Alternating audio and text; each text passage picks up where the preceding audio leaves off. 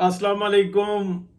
आज जनाब मौलाना फजलुर रहमान साहब जनाब उस मकाम पे या उस जगह पर पहुंच गए जहां पर सियासतदान चाहता नहीं है कि मैं पहुंचूं।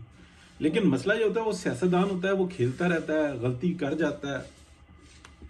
हुआ ऐसा कि मौलाना फजलुर रहमान साहब दोनों तरफ प्ले कर रहे थे। जब पहली दफ़ा आप कह लें आइन में तब्दीली के लिए कोशिश की गई, उसके अंदर बहुत सारे लोग कहते हैं कि जनाब तारड़ साहब से गलती हुई। तारड़ साहब से गलती नहीं हुई। ये आप कह लें कि इस बात का इल्म बहुत ज़्यादा लोगों का था, दोनों तरफ से लोगों को था, ऐसा था, और सवाल किया गया। और उसके बाद इस बात के ऊपर के जो कुछ हो रहा है उसके ऊपर खुली डिस्कशन हुई। वहाँ पर मंसूर अली शाह साहब जो उनसे थे ना, और उनका पूरा ग्रोह वो ट्रस्ट नहीं कर रहा था। और जो इनके जो हेल्पर्स थे वो खुद सारी ज़िंदगी उन्होंने चलाकियों से काम किए हैं। और इस वक्त में वो पाकिस्तान के अंदर उनका एक ही एजेंडा है कि पाकिस्तान के अंदर हर तरह का बहरान हर डिपार्टमेंट में, हर इदारे के अंदर पैदा किया जाए, और उसमें वो कामयाब भी हैं। मतलब हर इदारे में आपको बहरान एक नज़र आएगा।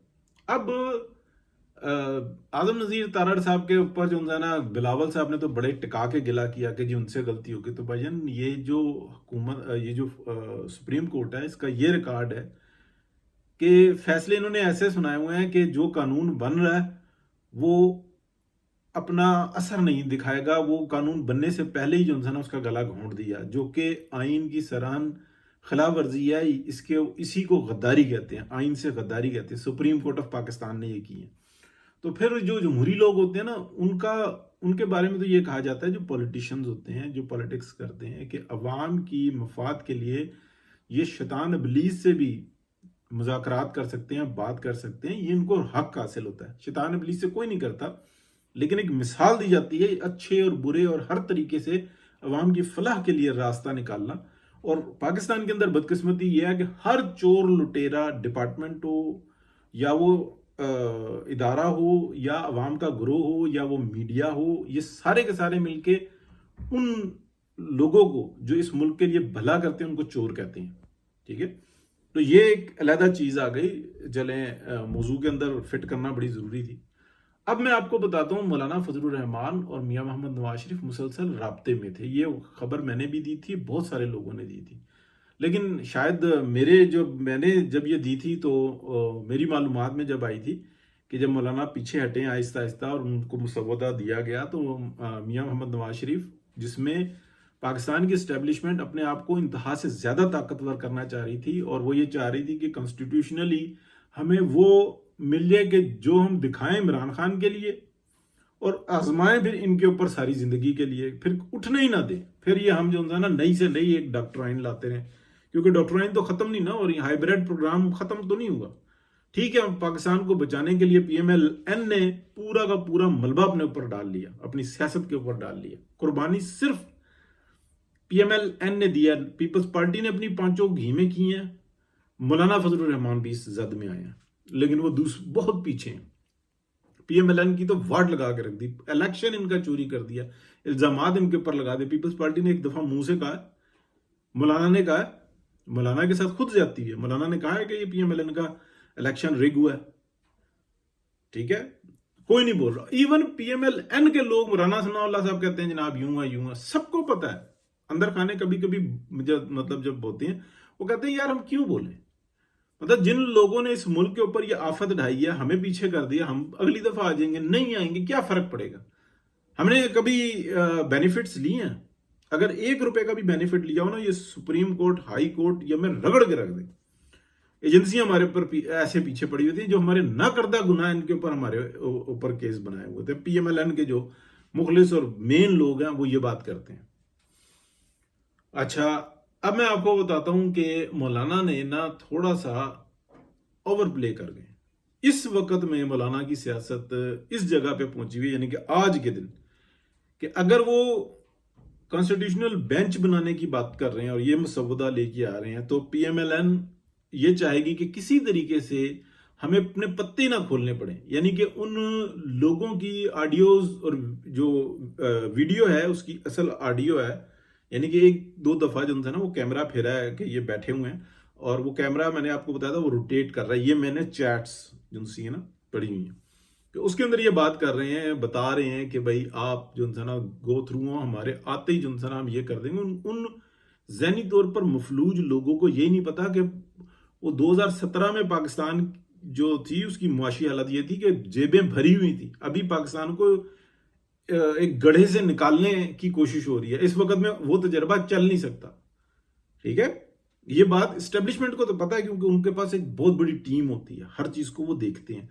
गो के वो भी अपने मुफाद के लिए काम करते हैं, ये बात बिल्कुल वाज़ेह है। वो भी मतलब मुसलसल ही सियासत कर रहे हैं और अभी भी कर ही रहे हैं, पीछे हट भी नहीं रहे हैं। अब मौलाना जो है ना ओवर प्ले क्या कर गए कि वो अपने मुसवदा जो है ना वो खोल देते कि भाई ठीक है, हम ये चाहते हैं कि जो इस्टेब्लिशमेंट है जो ताकत लेना चाह रही है हम नहीं देना चाह रहे, लेकिन यह है कि जो इस्लाहात चाहिए अदालती निज़ाम के अंदर उसके अंदर हम राजी हैं और ये चीज़ें हैं, ठीक है। बात को खोलते ना PMLN ने छुपाई थी, पीपल्स पार्टी ने छुपाई थी। हालांकि मैंने आपको बार बार बताया कि पहली दफा भी जो अटेम्प्ट थी ना उसको लीड पीपल्स पार्टी कर रही थी, लेकिन जब वो फेल हुई तो उन्होंने सारा मुद्दा डाला PMLN पे। PMLN क्योंकि जुबान ही नहीं खोलती, शहबाज शरीफ साहब कहते हैं बस बस बस, बस चुप कर जो बस लड़ना नहीं, काम करो। इसलिए कहा जाता है कि वो बहुत अच्छे एडमिनिस्ट्रेटर है लेकिन पॉलिटिकल पर्सन नहीं है। मियां नवाज शरीफ नहीं कंप्रोमाइज करते, लीडर वही है, ठीक है। मौलाना निकलते निकलते उस जगह पर आ गए कि अब उनका थोड़ा नुकसान होगा या ज्यादा नुकसान होगा। अगर वो ये कहते हैं कि इलेक्शन दोबारा आ जाए और इस वक्त में जो सेटअप आ रहा है तो उसके अंदर उनको कुछ मिलेगा, उनको अब दोनों तरफ से जूतियां पड़ेंगी मौलाना फजलुर रहमान, दोनों तरफ से।